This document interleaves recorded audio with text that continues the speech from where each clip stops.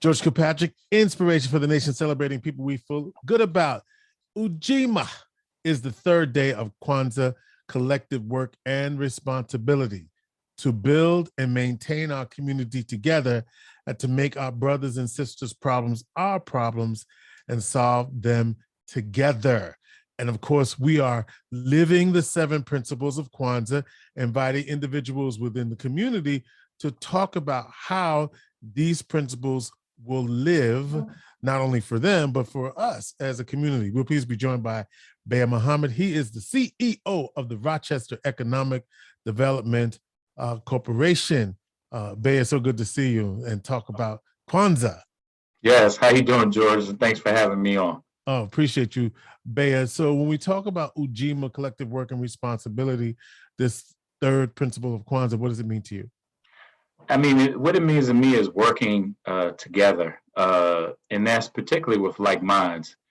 Trying to get 1,000 or 2,000-3,000 people sometimes is a hard task. So trying to connect with like minds, and for me, growing up as a child, service to the community was always number one. So whether that I was at my grandparents' house or my house, we were always volunteering, cleaning the neighborhood up.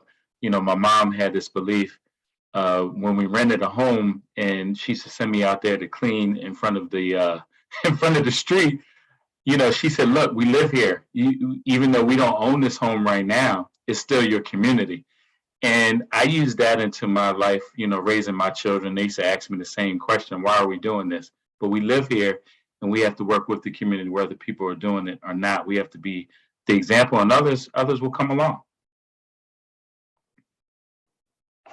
George.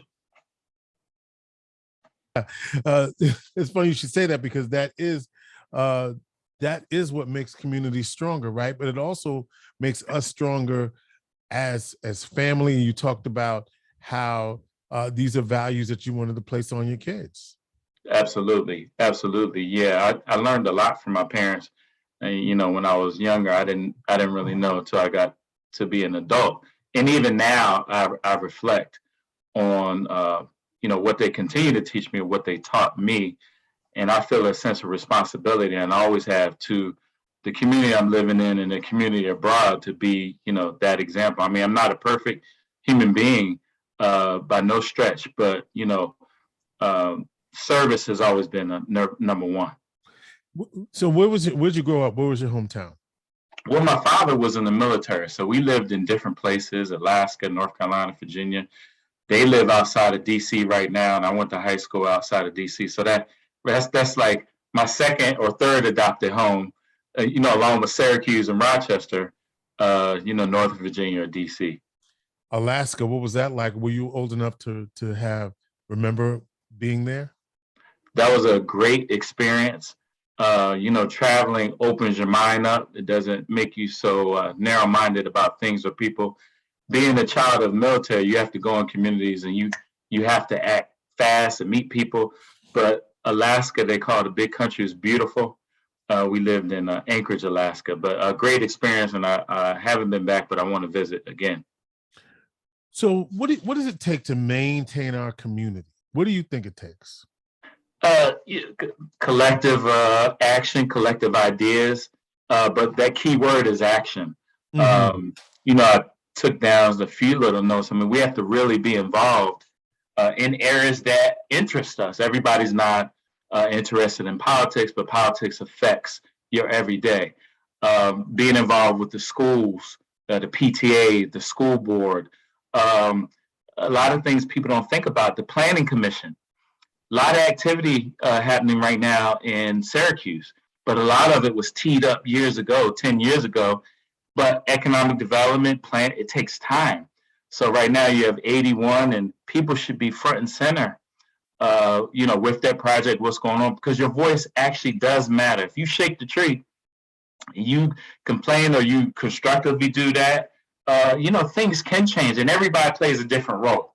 I might not be marching in the middle of the street, but I'm going to be in City Hall.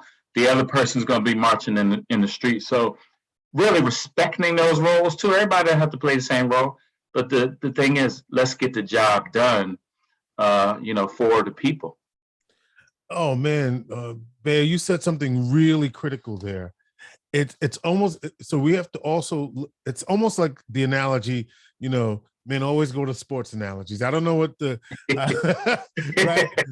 You basically say is we all have a position, right? Yes. So if it's a basketball analogy, somebody's point, somebody's center, and everybody has a role to play up. It's and sometimes the action doesn't happen because we haven't strategized beforehand, right, to know, okay, so if you're in City Hall, what do you need? What can you help us to understand and know so that we can come to the Planning Commission armed and equipped to get the information and knowledge, or to challenge the information and knowledge that's being presented? How can you help us to do that? If you're inside, if you're outside, how do you? What is the pressure you have to put on to get what's needed to be done? Like I look at what's happening right now with the redistricting commission, right? Right. Where here in Onondaga County, where the community said, "Hold up, you're trying to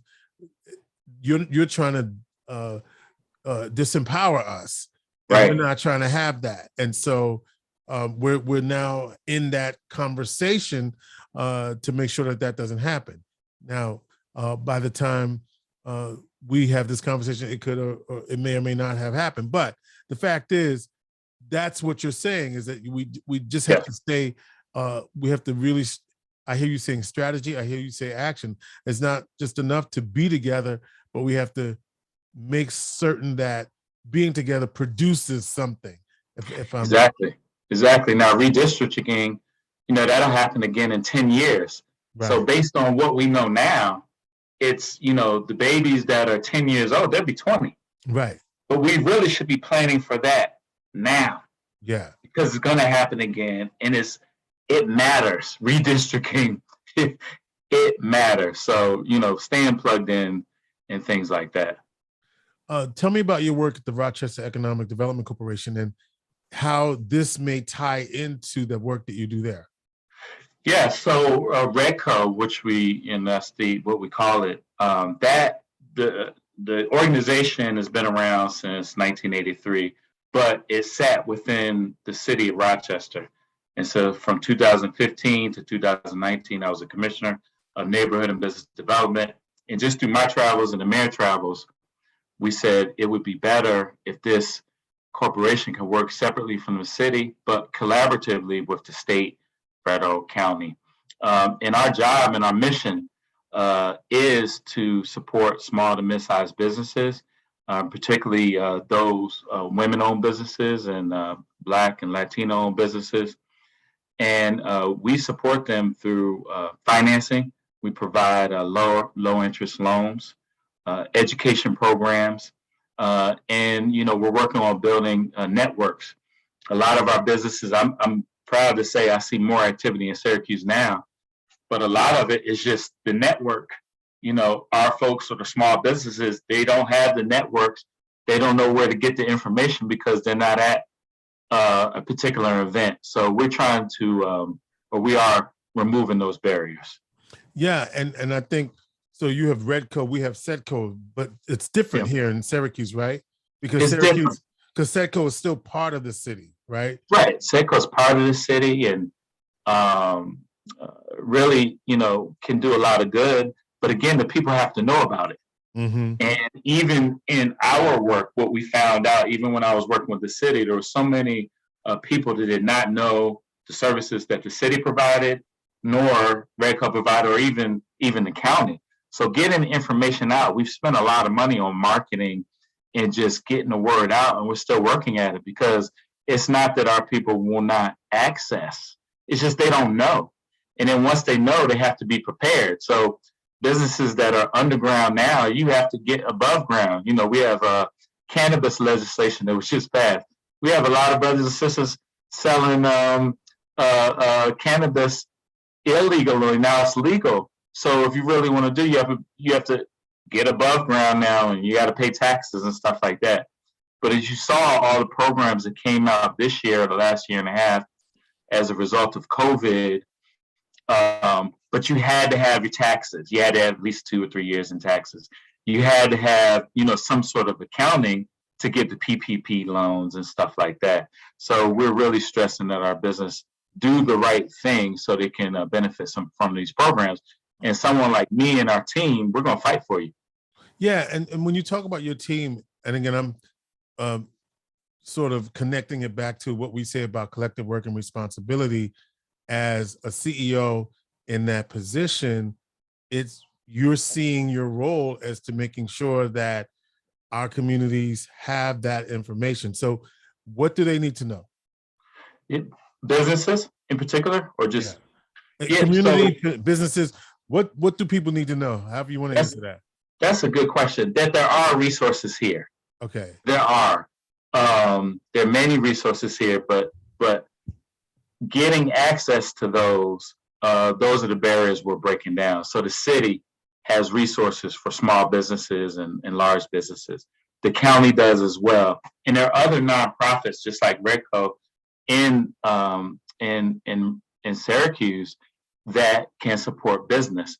But you, as a business owner, you have to be involved and you have to seek out the information.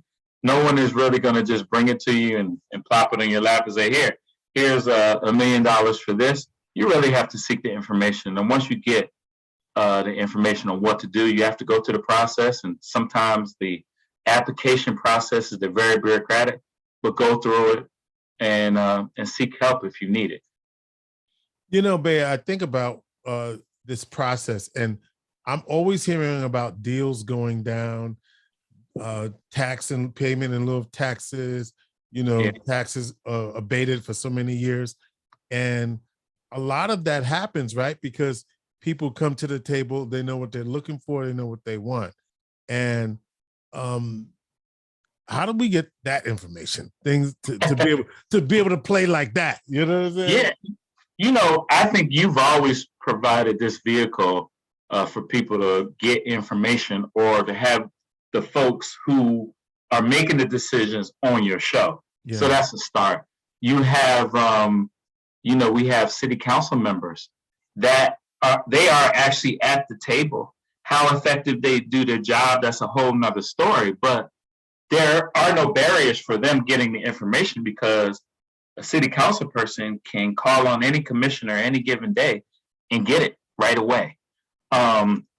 So I just will repeat, seeking that out, staying plugged into your show. You post a lot of good information. You have financial planners on the show. You have Vicky Brack. These folks know this, they have dedicated, folks like yourself and Vicky have dedicated their whole life to, financial well-being and really information. So I think the time is now, and I think things are teed up now.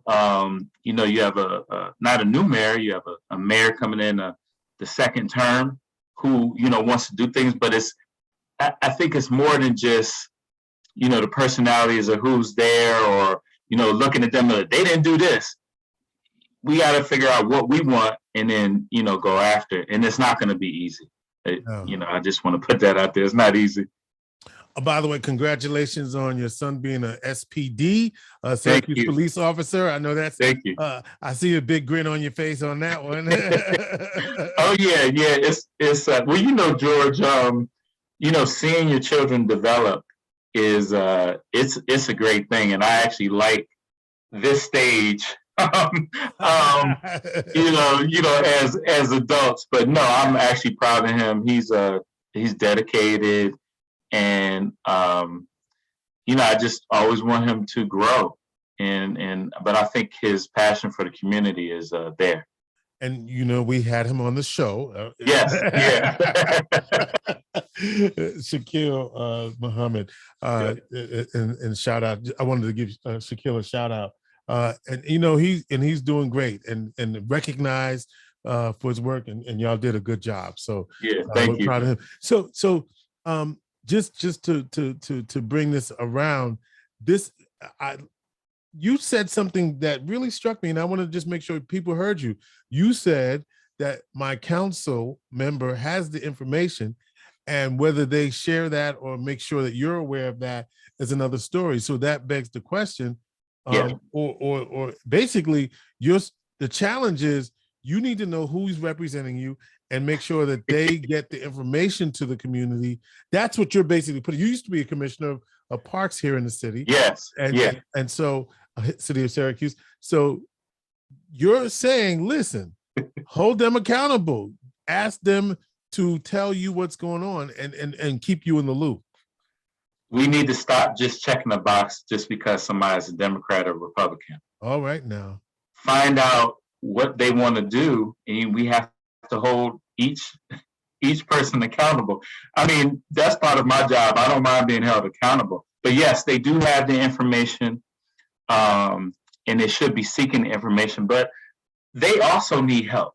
Okay. They don't know everything. When you take a position like that, and even when I was a commissioner, you don't get a manual.